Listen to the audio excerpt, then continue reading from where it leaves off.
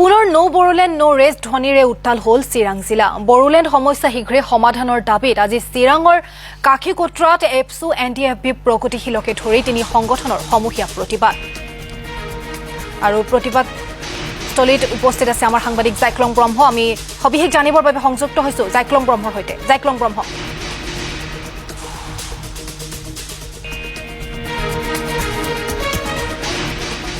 চিৰাং জিলাৰ কাশীকোট্ৰা যিটো স্কুল খেলপথাৰ এই কথা আজি নিখিল বৰা ছাত্ৰানন্দ আৰু people joint action committee Bodoland movement আৰু যিটো NDFB প্ৰগ্ৰেছিভ ইয়াৰ একত্ৰিত তিনিটা যিটো আন্দোলনকাৰী গ্ৰুপ এই গ্ৰুপ নেতৃত্বত আজি ইয়াতে যিটো যুগটো সংগ্ৰাম এটা ইয়াত আয়োজন কৰিছে। কেমা পাঞ্চন চাঞ্চুমে ৰাখিব সমগ্ৰ দৃশ্য দেখাই আছে। ইয়াত যিটো ৰাতি ভাগৰ পৰা 10 বজাৰ পৰা এইটো আৰম্ভ হোৱা যিটো ইতিমধ্যে ইয়াত যথেষ্ট সংখ্যক ইয়াত ৰাইজ আহিছে। যিহেতু বড়োসকলে যিটো দীৰ্ঘদিনৰ দাবী যিটো সুকীয়া বড়ো ৰাজ্য গঠন, এই গঠন দাবীত আজি ৰাইজসকলে যথেষ্ট ইয়াত ভাগ লৈছে। যিহেতু বড়োসকলে যিটো দীৰ্ঘদিনৰ যিটো ৰাজ্য গঠনৰ দাবী, এই সুকীয়া ৰাজ্য গঠনৰ দাবী এই এতিয়াও পূৰ্ণ হোৱা নাই। তাৰ কাৰণে এই আজি ইয়াতে যিটো সমবেত হোৱা হৈছে আৰু ইয়াৰে এটা আমি কওঁ ইয়াতে যথেষ্ট সংখ্যক ইয়াত নেতা ইতিমধ্যে আহি পেলাই দেখাই আছে। ইয়াত আজি আমি দেখাম ইয়াত যিটো আন্দোলন যিটো আন্দোলনকাৰী দেশত ইয়াত দেখাই আছে নিজৰ গাৰ্ডত কেনেকৈ ইয়াত নিজকে সাজাই লৈছে। যিহেতু বড়োসকলৰ যিটো দাবী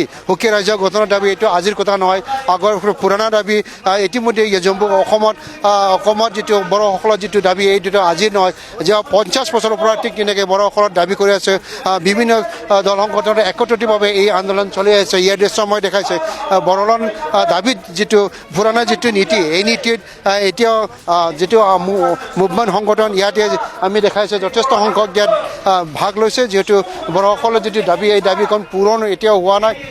ইয়াত এখন যিটো মঞ্চ বহা হৈছে, ইয়াত এই মঞ্চত ইয়াত যথেষ্ট সংখ্যক ইয়াত বিভিন্ন দল সংগঠনৰ নেতা ইতিমধ্যে ইয়াত উপস্থিত আহি পেলাই ইয়াত উপস্থিত আমি মঞ্চ দেখাব কেমাখন চাঞ্চুই। ইয়াৰ পৰা মিটিং এতিয়া আৰম্ভ হৈছে। ইতিমধ্যে এই মিটিংখন এতিয়াও আৰম্ভ হোৱা আমি দৃশ্য দেখাইছে। যিহেতু এই সমগ্ৰ মঞ্চ আমি দেখাইছোঁ যে বড়োলেণ্ড যিটো দাবী এই দাবী আজিৰ দাবী নহয়।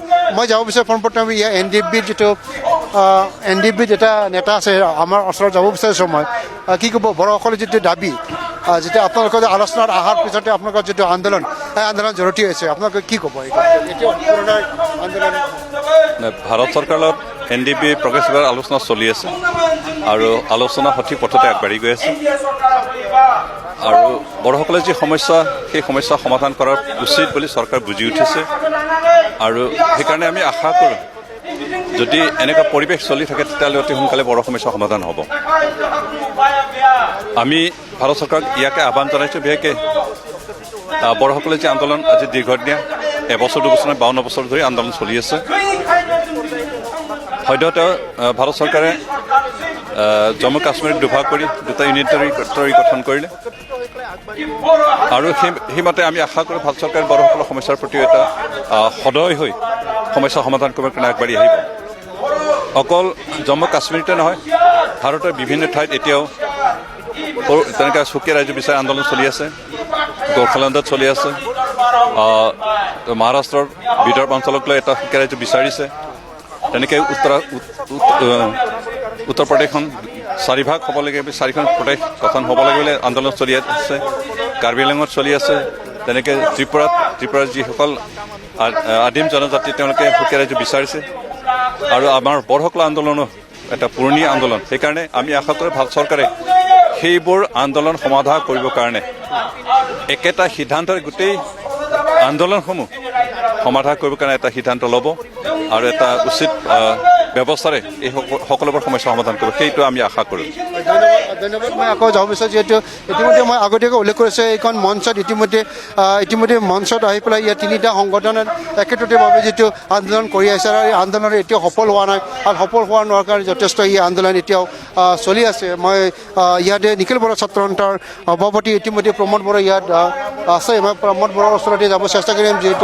যিটো দাবী এই দাবী হয় নিৰাকৰণীয়াই বেয়া পাব বুলি কোনোবাই আমাক বেয়া পাই পেলাই মানে দুখ পাই পেলাই দূৰত গুচি যাব বুলি আমাৰ জীয়াই থকা জীৱন মৰণৰ যিটো প্ৰশ্ন সেইটোতো আমি কেতিয়াও এৰিব নোৱাৰোঁ গতিকে কোনোবাই আজি ভুল বুজিছে সি অলপ বিৰোধ মন্তব্য কৰিব কোনোবাই বুজি পোৱা নাই সি বিৰোধিতা কৰিব কিন্তু বড়োসকলৰ যিটো সংগ্ৰাম এই সংগ্ৰামটো কাৰো জাতি জনগোষ্ঠীৰ বিৰোধে নহয় আজি হীৰা শৰণীয়া ডাঙৰীয়াই কোৱাৰ নিচিনা এইটো অনাবড়োসকলৰ বিৰোধে নহয় এইটো সকলোকে লৈ পেলাই এটা সাংবিধানিক ব্যৱস্থাৰ পৰিৱৰ্তনহে আমি বিচাৰিছোঁ গতিকে আজি তেখেতৰ যিটো কথা এইটো ৰাইজে লাহে লাহে বুজি পাইছে আৰু পিছত বুজি পাব আৰু বড়োসকলে কোনো জাতিক বাদ দি কোনো জনগোষ্ঠীক বাদ দি কোনো ধৰ্মক বাদ দি পেলাই আমি জীয়াই থাকিব বিচৰা নাই সকলোকে আঁকোৱালি লৈ সন্মানে আমি জীয়াই থাকিব বিচাৰিছোঁ কিন্তু ইয়াৰ মাজতে সাংবিধানিকভাৱে যিখিনি আমাক ন্যায় লাগে জাষ্টিছ লাগে সেইখিনিহে আমি দাবী কৰি সংগ্ৰাম কৰি আছোঁ বড়োসকলৰ যিটো দাবী এতিয়াও চৰকাৰে মানি লোৱা কেন্দ্ৰ চৰকাৰে মানি লয় ইতিমধ্যে ইয়াৰ জম্মু কাশ্মীৰ দুটা ভাগ কৰি দিলে কিন্তু বড়োসকলৰ যিটো পুৰণা যিটো